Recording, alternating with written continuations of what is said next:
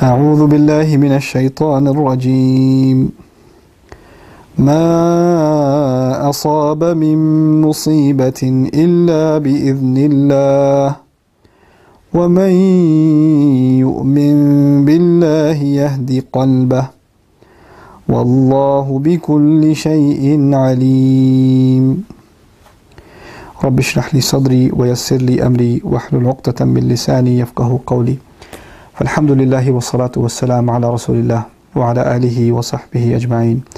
Assalamu alaikum, Quran Weekly. We are now on the 28th juz, and very difficult juz to pick an ayah from, but I've picked an ayah from Surah Taghaabun, an ayah that I still remember when my teacher Dr. Abdul Sami taught. I sat there crying.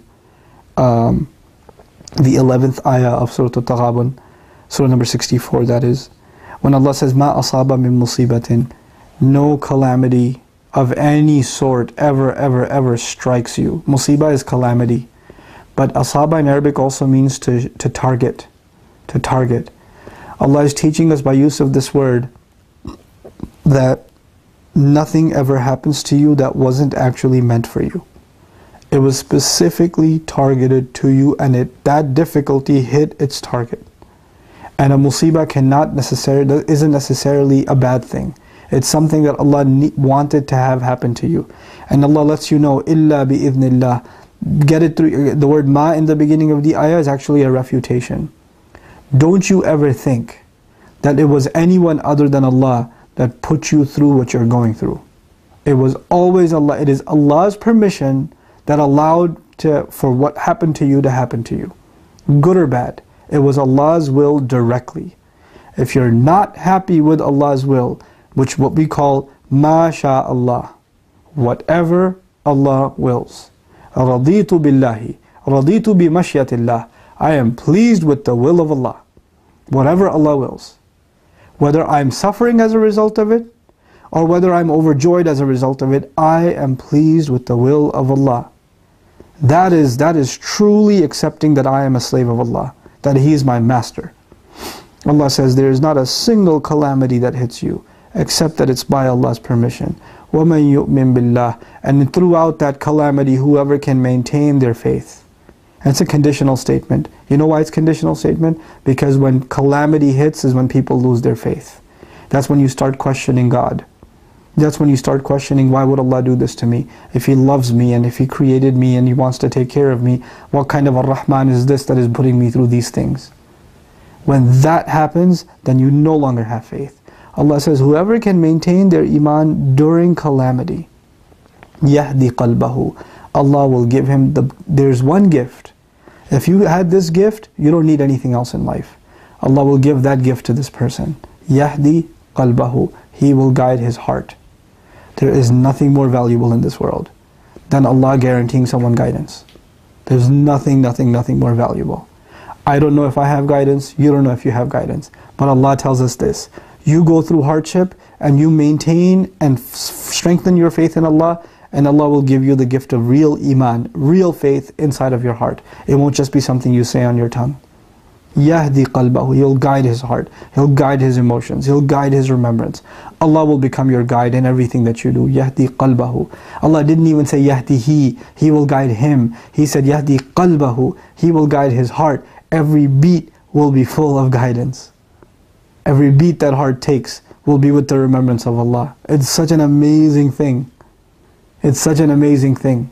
Everything in this world on the one hand, and the guidance of Allah in the heart of the believer. Yahdi qalbahu. And where does someone feel the pain of calamity and sadness? In their heart. Where do they feel that? In their heart. And Allah will remove it from their heart. My teacher used to tell us the story of this woman, this married couple, who had only one child, and they had a child late in life. And on the day of his graduation, the child's graduating from high school, he had a motorcycle. On the way home, he got into an accident and died. 18-year-old kid, like in Pakistan somewhere, As a young kid, and he died. Just like that. And this kid is their life. It's their joy, it's their pride. And it's the day he graduated. The news comes that he's gone. And they just go into serious depression. And then the father eventually comes to the wife after a few weeks, and he tells her, Allah gave us a toy. And He let us play with it for 18 years. And it was His, it wasn't ours. And He took back what was His. And instead of being grateful that He had us enjoy our lives for 18 years, we're being like this. We should be grateful. This is real calamity and maintaining your faith. That's maintaining your faith. Because when calamity hits, you start feeling like, Allah owes me something. Like, Allah owes me health. Allah owes me my children. Allah owes me my wife. Allah owes me my happiness. Allah owes me my job. Allah owes you nothing. You owe Allah everything. I don't own these fingers. I don't own this face. I don't own a single tooth. I don't own them. These are Allah's gifts. And He can take them as He pleases. And when He does, it is a reminder that it's not yours. That it's not mine. When He takes anything. And when the people who don't really believe that Allah owns everything, they're the ones who lose their faith and say, it was mine, why did He take it? Why did He take it? This will enter your heart.